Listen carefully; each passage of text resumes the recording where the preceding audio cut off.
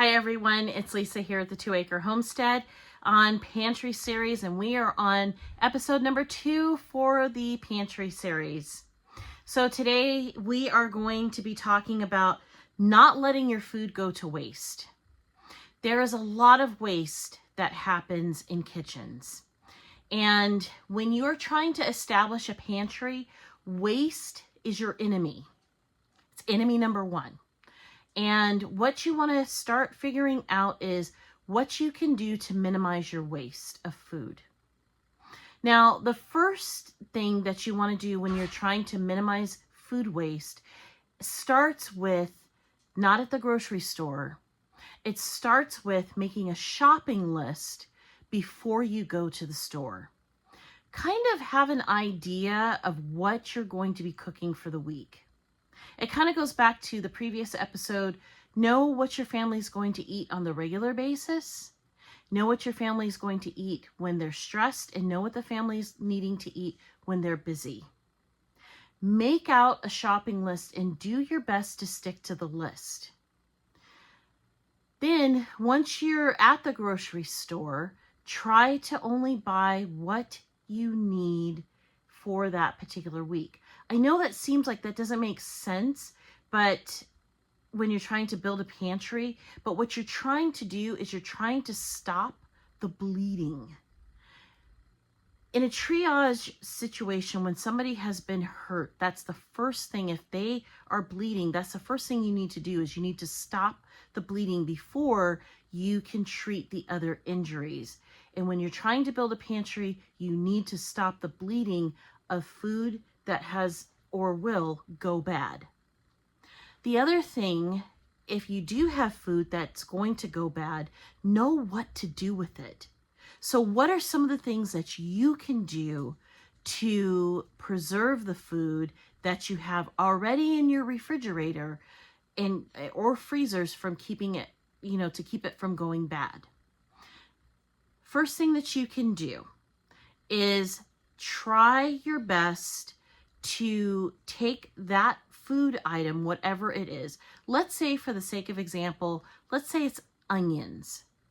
Can you take onions, chop up those onions, and pair them with maybe some ground beef that you have in your freezer and make taco meat with it? You make the pre-made taco meat, and then you go ahead, you freeze that taco meat, and now guess what you've done for yourself? You've preserved your onions. You've used the taco meat instead of it just sitting in your freezer raw, waiting for you to do something with it. Well, you've done something with it.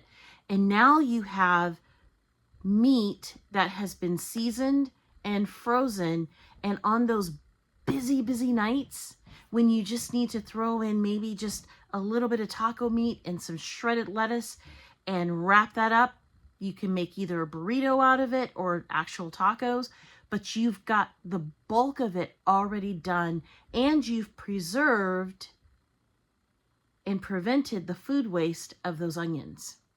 So that's something that you can think about. The other thing that you can do, point number 2, is you can actually preserve the food as it is. For the sake of example, onions. Right behind me, right here, I have in my Kasori dehydrator, I've got dill and I've got onions actually sitting in there right now, ready for me to take them out, because I'm going to go ahead and put them in some jars, because they were going to go bad and I didn't want them to go bad. So I decided to turn around and preserve them and put them on my shelf in a different way. Preserving the food that you've already purchased. Dehydrating your food, whether you use a food dehydrator like I do.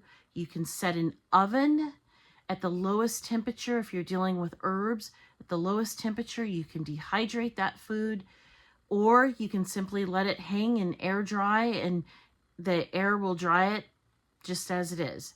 But especially if you're dealing with herbs or any sort of culinary herb like that, you can dehydrate it in that way. The other way that you can, there's two other ways that you can preserve the food depending on what it is. One is can. You can can it. Now, canning is a little bit more complicated, and we'll be talking about canning and that type of food preservation a little bit later, but that's something that you can always do, is can your food. The other thing that you can do is freeze your food. There's nothing wrong with taking that food and throwing it right back into the freezer if you've already had it frozen before. But a word of caution, you want to make sure that the food is cooked by that point. So take out the time to cook the food, then put it back in the freezer, not the refrigerator. But no matter which route you decide to go, preserving your food, preventing the food from going bad is your top priority. So that's another way that you can build your pantry, is by preventing food from going bad, preventing food waste, and re-preserving it in a different form. Okay, so your homework for this week. This week's homework is, you have, the previous week you sat down and you figured out, hey, this is what my family eats during these different times. What you want to start doing is you want to figure out, what is the thing your family eats the most. It doesn't matter what column it's from. What is it that your family eats the most? Whatever meal that is, break that meal down by its ingredients. And when I say its ingredients, I mean the major ingredients. We're going to go back to the example of spaghetti just because it's so simple and universal. So the major ingredients of spaghetti is the spaghetti noodles, the meat, and the sauce. So make sure you have enough of those ingredients that if you had to feed your family that food every day for 1 week, you could. So in other words, work on getting, let's say, going back to spaghetti, work on getting 5 pounds of ground meat, a pound a day for 5 days, right? 5 boxes of spaghetti noodles and 5 cans of spaghetti sauce. Now you're starting to build, when you do that, you're building your pantry up. So take out time to just pick one of those meals. It doesn't have to be all of them, but one of those meals.